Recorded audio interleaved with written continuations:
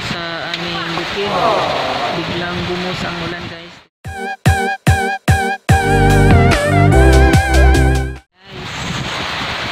Kami sa bike kubo.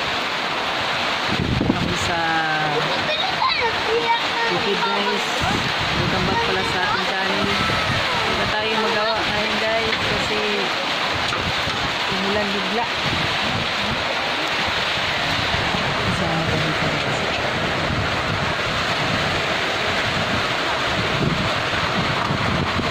Ulan na hapon sa ating lahat, guys.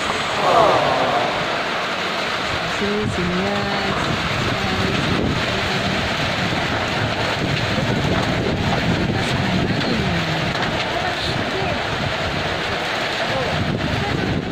malakas ang hangin. Pasok dito sa loob.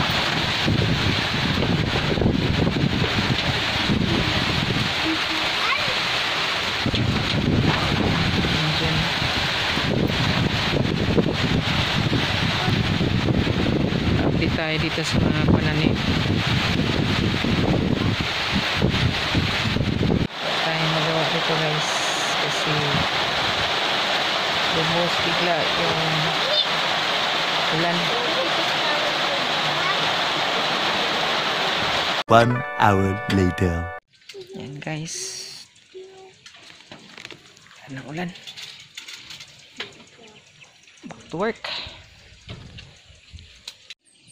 Yan, guys. Putik na ngayon dito, guys.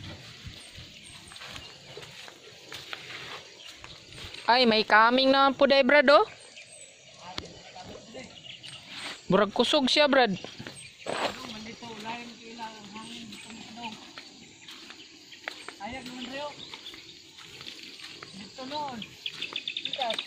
Yan, guys, may ginagawa ako na bahay kubo din. Kaya tapos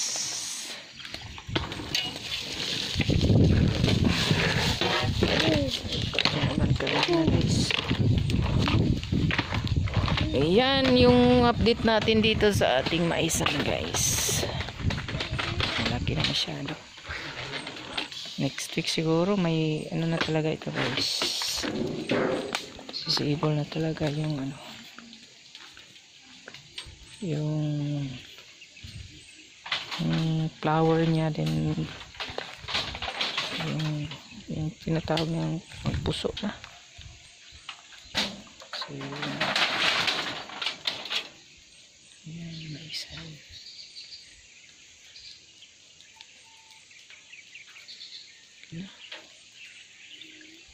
Yung dragon fruit ko, guys. Tignan tayo niyan maya maya.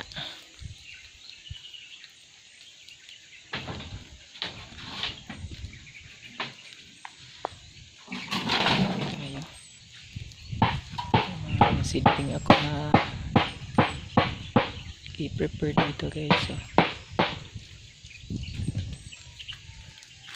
silad ng uling na kahoy.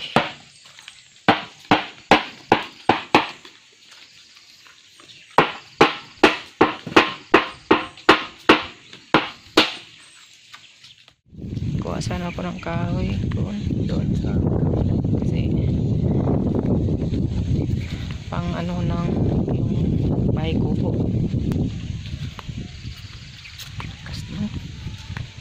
Tayo. Hindi na lang wala kaming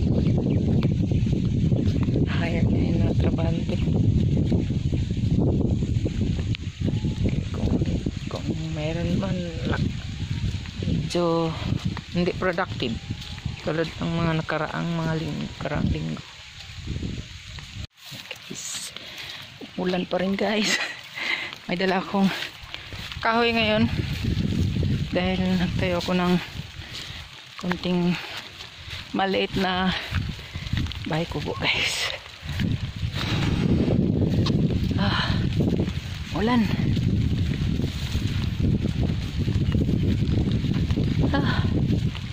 Gat. So yun, guys. guys, alis na ako dito kasi bumuhos ulit ang ulan. Ito na guys, dito ako sa left side na bahagi. Ito yung previous update. Then sa ngayon guys, ito yung mga nalagyan na ng mga abono. Ito yung itsura nila ngayon guys, mataba na. Laki na yung taon to, yung puno niya kasi nalagyan na ng abono. Last week kasi medyo ano pa, pangit patingnan yung ano, payat. Ngayon mataba na yung maisan ko dito guys.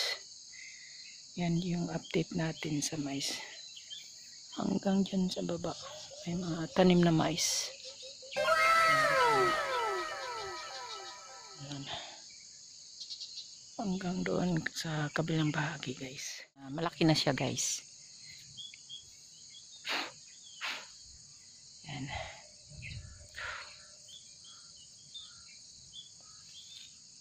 Yan guys.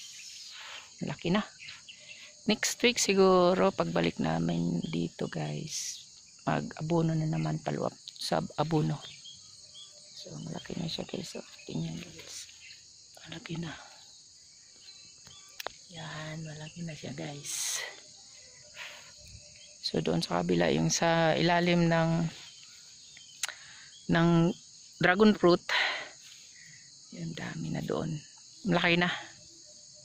So maya siguro check natin doon guys. Kuha ako ng kahoy para doon sa bahay kubo ko. May konti. Alis na kami ni Brad Almi dito guys. So di pa ako dito sa mga maisan. Nakita ko pala sa inyo guys yung sabi ko sa inyo, by next week magsibol na yan siya. So yung update dito guys, tingnan nyo. Ayan o. Diba sabi ko sa inyo may isang portion sa maisan ko na hindi pa siya nataniman. Then last Friday sabi ko na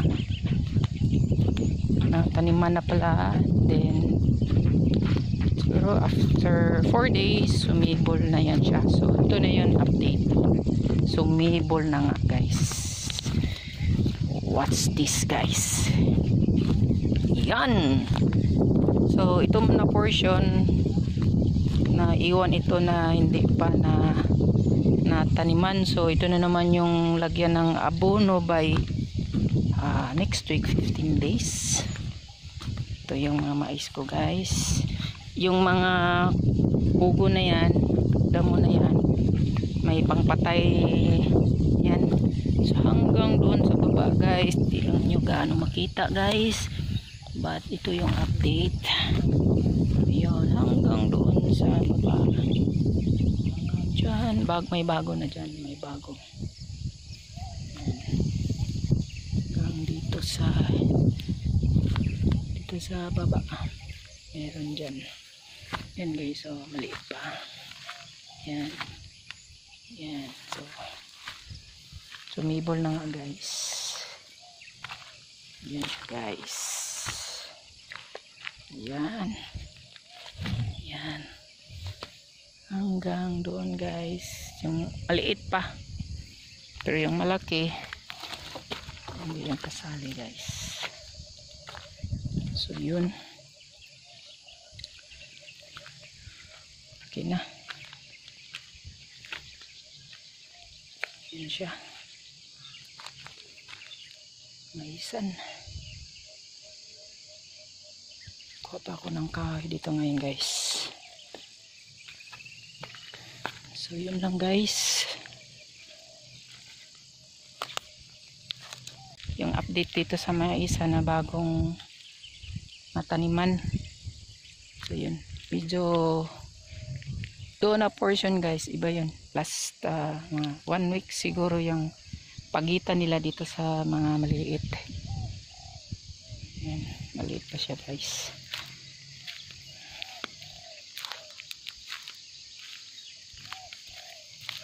Ayan, hanggang doon. Malit pa.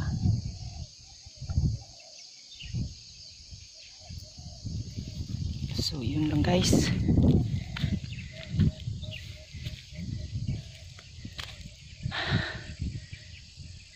Parang nagbabadya na namang uulan guys. Ayan, so bukas na naman tayo mag-update sa dragon fruit guys. Gabi, 4 ng hapon. Kaso lang parang kulit-kulit masyado kasi pagi yung surround. Yung bundok nag-fog na.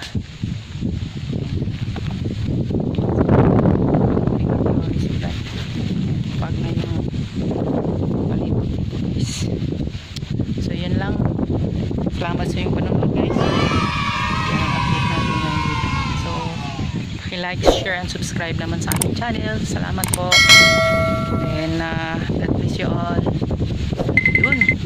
So God bless. See you our next vlog. Bye.